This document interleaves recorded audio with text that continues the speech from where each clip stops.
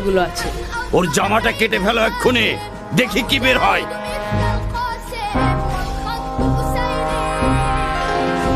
পেয়েছি সর্দার, 40টা খাঁটি স্বর্ণের মুদ্রা।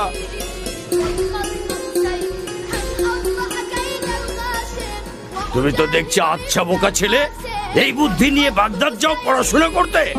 তুমি না বললে তো কেউ জানতেই পারতাম না যে তোমার কাছে এত মূল্যবান সম্পদ আছে। আমার লোকেরা তো তোমার শরীর ঘেটেও কিছু পায়নি।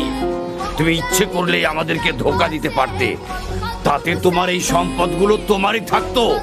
কিন্তু সেটা না করে গোপন জিনিসটি প্রকাশ করলে কেন? কারণ আমি আল্লাহকে ভয় করি, সেই সাথে আমার আম্মার উপদেশ যেন কখনো মিথ্যা না বলি। বিপদে পড়লে যেন আল্লাহরই আশ্রয় চাই, মিথ্যার নয়। কি বললে তুমি? আমার উপদেশ? বিপদেও মিথ্যে বলা যাবে না। না।